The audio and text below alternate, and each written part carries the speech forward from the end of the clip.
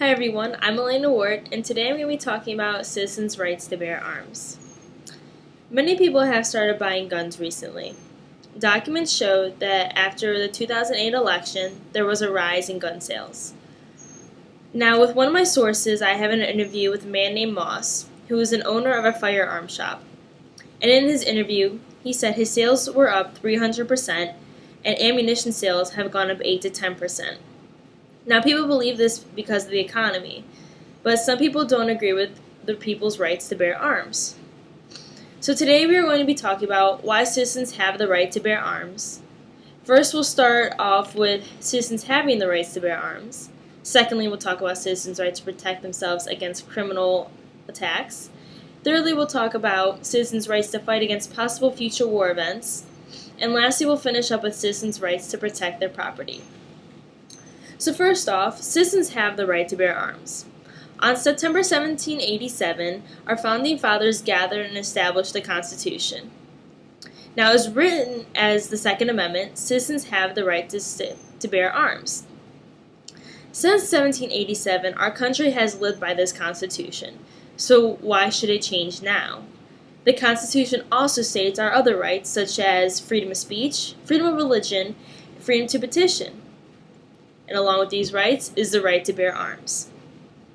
So if people have the freedom to bear arms, why are people turning against guns?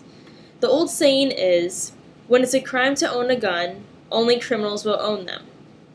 Now, of course, there's limits to firearms, but the safety of human beings overcomes these factors. If people think it's alright to be killed by a gun and not be able to fire back, then fine, take the right away. But it's not. People should have the right to fight back and protect themselves. So secondly, we'll move on to all citizens have the right to protect themselves against criminal attacks.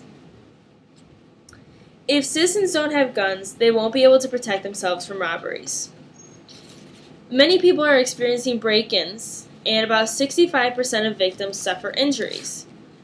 Now, if break-ins continue, the percentage of injuries and casualties will go up. Approximately 25,000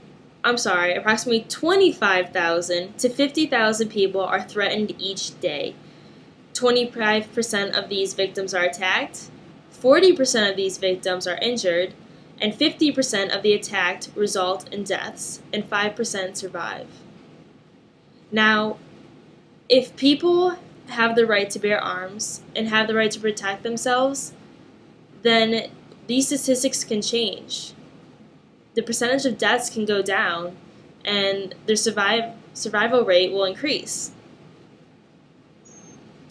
A statistic that I found on the NRA, which is the National Rifle Association, says firearms are used 3 to 5 times more often to stop criminal attacks than commit them. So if people get their concealed weapons permit, so they are able to carry weapons, murders can be avoided, and more protection can be taken.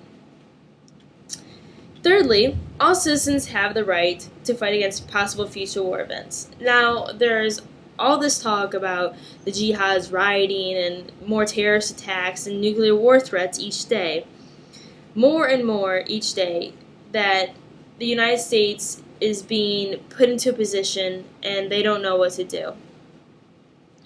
The jihads are killing off people in the world and they want to basically take over the world. It's really self-explanatory for them. And nuclear threats have become a huge issue these years. Iraq has threatened the United States that they are going to blow up America. We have been non-stop in a war for about 7 years with Iraq. These continuous wars can lead to more harmful events. If we continue to fight with Iraq, they are going to be getting much worse. So in this case, the jihads are starting to riot in America. And if the war becomes a problem over here, so we have a war in Iraq and then a war in America, people want to protect themselves. They're going to want to have safety for themselves, not just rely on their military. So in this case, people are going to need weapons to protect themselves. That way they'll protect themselves from break-ins, on the streets from riots and robberies. They'll be able to not have to rely on their military or security guards behind their back 24/7. They'll have something to protect themselves with. Now, the same fire shop owner, Moss, that was interviewed by the Stanford Times, also did an interview with CBS News. And one of his quotes were, "People are going to start going crazy, rioting, looting, and hurting each other." Now, this is true. With this economy, many people are robbing other Americans. They're robbing their neighbors. They're breaking in. They're trying to protect their family and to save their family. They're trying to get food and water and whatever they need to help themselves survive. So the economy is really the turn on everything right now. But people should have the right so that this won't be an issue. Finally, all citizens have the right to protect their property. If people have guns at homes, they can protect themselves. Not only can they protect themselves, but they can protect their families. Now, the father of the family always protects his family. It is the most important thing that he cares about.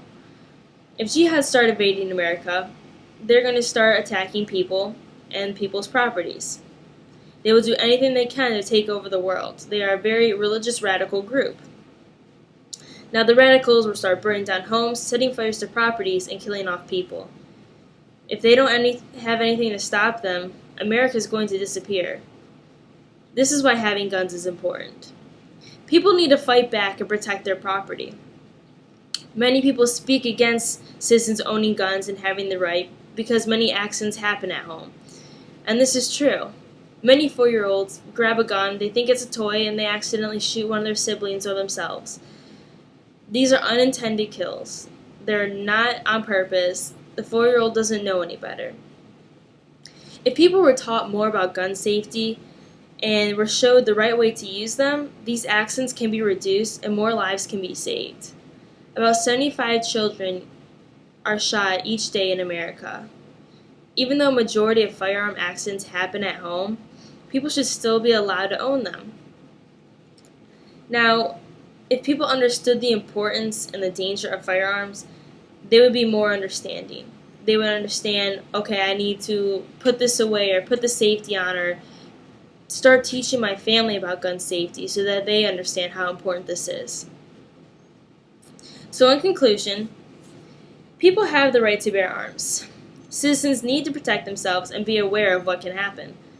As stated in the Constitution, all citizens have the right to bear arms, the right to protect themselves against criminal attacks, and the right to fight against possible future war events. Thank you for your time, and I hope you enjoyed. Thank you.